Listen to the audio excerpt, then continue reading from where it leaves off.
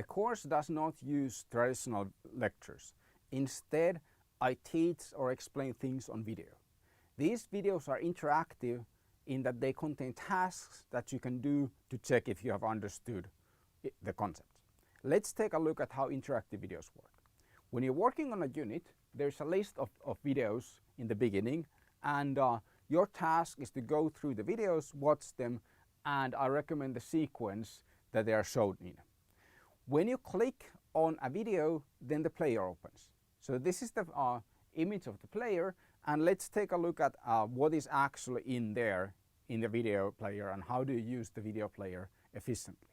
The player always opens with the bookmarks bar open, and the bookmarks allow you to go to specific parts of the video. This is useful if you want to go back and check something. For example, you have watched a couple of videos and then you see something that related to a previous video, then you can go and open that previous video and go to a specific part of the video. Then there are a couple of controls that you can use while you watch. One important control is here, skipping back 10 seconds. So if you miss something, you get distracted, you want to go back 30 seconds, you click on that 3 times, the video rewinds 30 seconds. Then another important control is the playback speed dial here. If you think that I'm speaking too fast, you can slow down the video. If you are bored because I'm so slow, you can speed it up. When I review my own videos, I typically do that with twice the speed. And if I watch video lectures by others, I quite often switch the playback speed to about 1.5, or if the person is speaking quickly, then 1.25. I think it's more interesting when it's a bit faster than just the normal playback speed.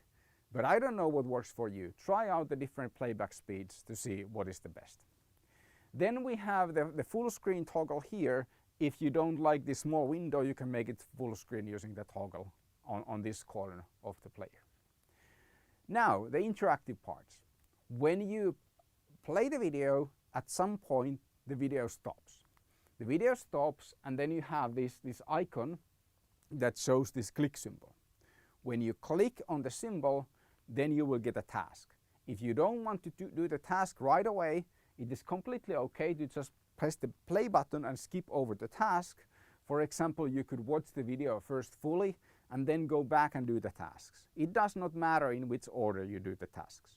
But typically the task is about something that was just said in the video. For example, in this video I talk about the inductive and deductive reasoning, or inductive and deductive logic, using the Socrates example that is very commonly used in basic textbooks. Then the task is a question about this Socrates.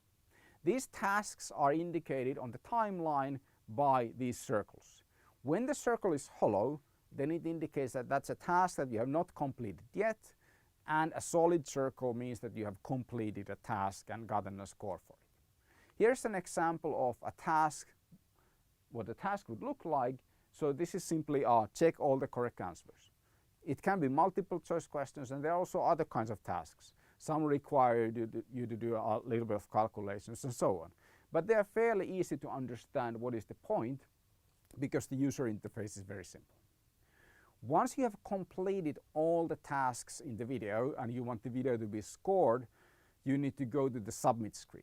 And to get to the submit screen, you click on this star icon here. The star icon turns green if you have completed some questions, and that indicates that you can actually submit your answers. Before you submit anything, you need to check that you have actually completed all the tasks that you want to complete.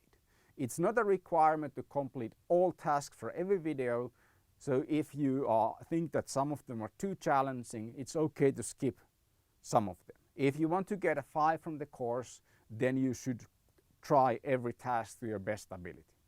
So check that you have actually completed all the tasks, all the circles should be solid. I have not completed that one here and that one here, so I'm missing 3 tasks, and only 1 task is listed here, which is a solid symbol here. Then review your score, what you got, and then click on the submit answers. The submit answers button here moves your grades to Moodle gradebook from the video player. So that is the time when your grades are recorded. So it's kind of like you are doing an exam and it's okay to go back and forth, rethink the answers, but once you submit, then everything is final. So you can only submit once. So don't submit before you're ready.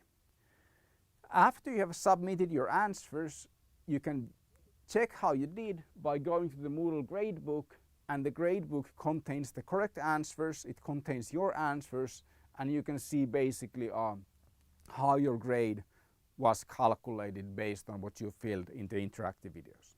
The interactive videos are a small part of the course grade and they contribute to the overall participation grade.